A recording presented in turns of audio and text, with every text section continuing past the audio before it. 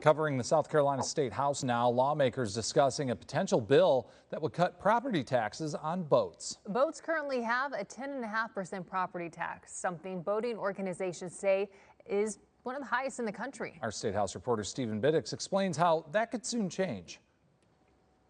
This pontoon boat is made in Lexington County, South Carolina, and would cost you $50,000. If you were to register it in South Carolina, your property taxes would come up to $2,800 a year. That's 300% more than our neighbors to the north or Georgia to the south. So this tax rate works for no one. According to lawmakers, South Carolina boasts one of the highest property tax rates on boats in the nation at 10.5%.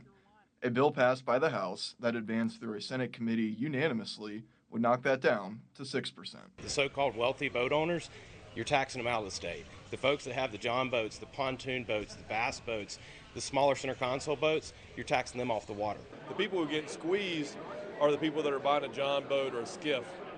Those guys don't have the ability to go register their boat in Delaware or Montana, hire a lawyer and go to Montana and register it. Many South Carolinians register their boats in other states to avoid the tax.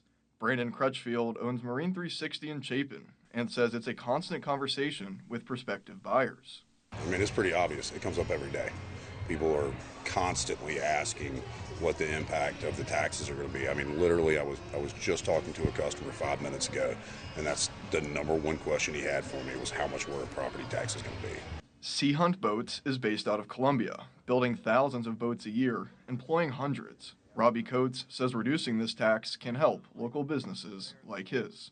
It's a big barrier for us, to keep producing boats. We want to keep the people employed in the state of South Carolina, so we need to keep those sales going, and sometimes property tax really interfere with the sale.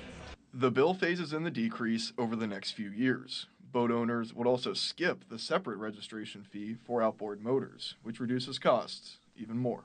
We expect the full Senate to take a vote on the bill next week. If it makes it to Governor Henry McMaster's desk, he has signaled support of the bill in the past. Reporting in Columbia, I'm Stephen Biddix.